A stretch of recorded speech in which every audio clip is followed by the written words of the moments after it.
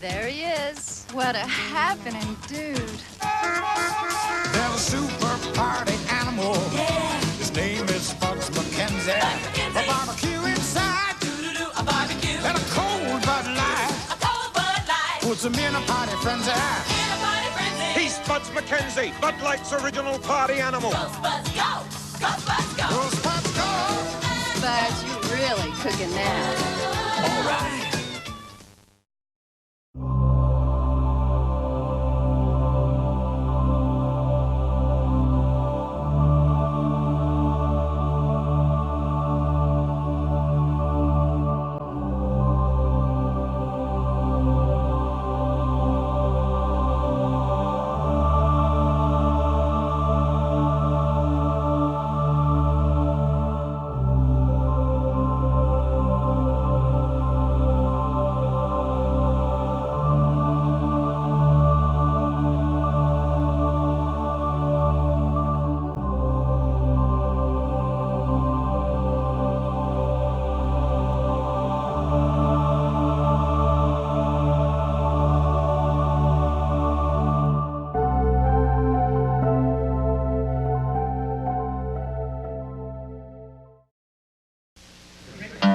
I knew he was gonna be here. This is gonna be one great party. Do you know why Spuds Mackenzie has so much fun at parties? Because he's always in control. Dogs are loyal and friendly and helpful, and we trust them. So who better to hawk your product than man's best friend? Meet Spuds Mackenzie, the mascot for Bud Light in the late 1980s. This is our first foray out of costumes and animations and into using a real-life creature to promote a product, so it's a big one for us, folks. The character of Spuds Mackenzie, which, let's be honest, is really one of the best names of all time, was created by a 23-year-old art director named John Moore, who at the time was working at Needham, Harper & Steers in the ever-continuing game of everyone needing public credit for their part in creating a business. This ad agency resided in Chicago, Illinois, and Good Boy Spudsy first showed up in a Bud Light Super Bowl 21 ad in 1987. And while they portrayed Spuds as the ultimate party animal, often surrounded by moderately attractive women who were just delighted to see or be near him, and had his own posse of pretty ladies called the Spudettes. I know, it sounds like a joke, but the 80s really did happen. I swear to God they did. It turns out that Spuds was in fact a female dog with possibly the coolest dog name of all time, Honey Tree Evil Eye. I mean, let's be real here. With this knowledge, this means this bitch was a lesbian icon, alright? I don't make the rules, that's just how this shit works. This shocking fact that Spuds was in fact female wasn't the only controversy that they encountered in their meteoric and honestly rather bizarre rise to fame. In fact, my personal favorite among the censorship complaints, parents groups and the likes claiming Spuds was being used to market alcohol to children, was a legal dispute in 1987 whereupon Budweiser's packaging and ads, featuring Spuds dressed as Santa Claus, couldn't be sold in stores in Ohio. Now, you may think this is simply the result of complaints from moral groups, as I stated a moment ago, but actually no.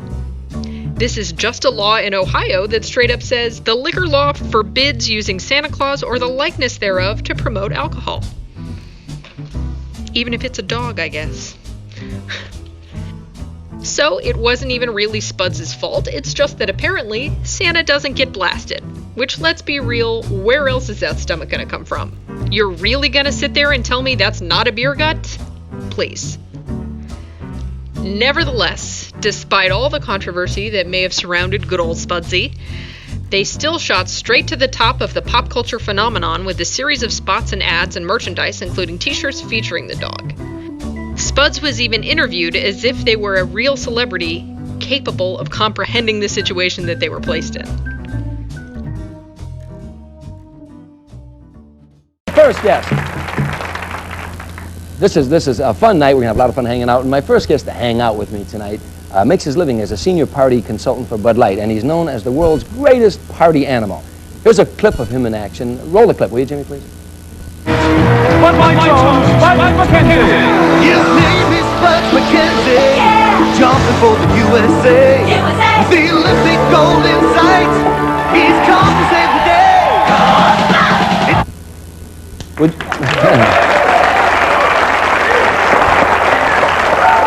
Would you welcome Spuds Mackenzie and the Spudettes?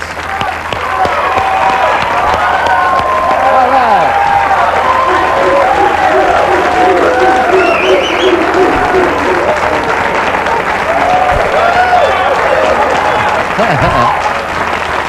How do you do? Nice to meet you.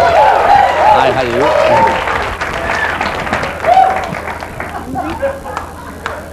My man. Would you Spudettes identify yourselves, please, if you would? Hi, I'm Leela Rashan and Sandy Mashmeyer.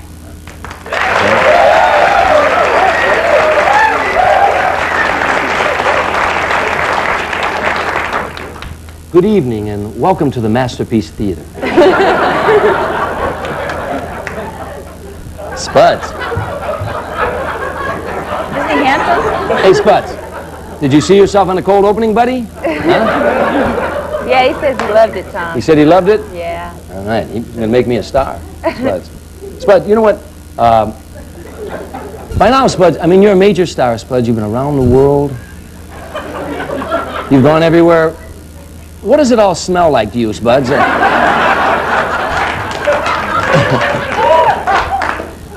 don't understand him, Tommy?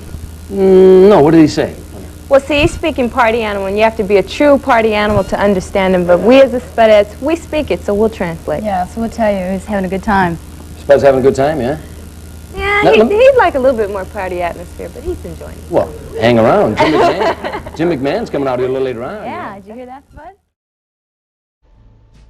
Honestly, between you and me, I find the entire persona surrounding Spuds as a non-stop sexual party animal kinda creepy. He's got scores of women, unlimited access to alcohol, he's always partying. I'm not sure if they're promoting beer or promoting bestiality. Really, what brought Spuds down in the end was just a company tired of fighting against moral advocacy groups. There's never been any indication that Spuds was an attempt to market alcohol to children. And in fact, even the Federal Trade Commission found no evidence to support this allegation. But Anheuser-Busch, I think, were just worn down and exhausted from all the legal issues that had come with the fame of Spuds Mackenzie.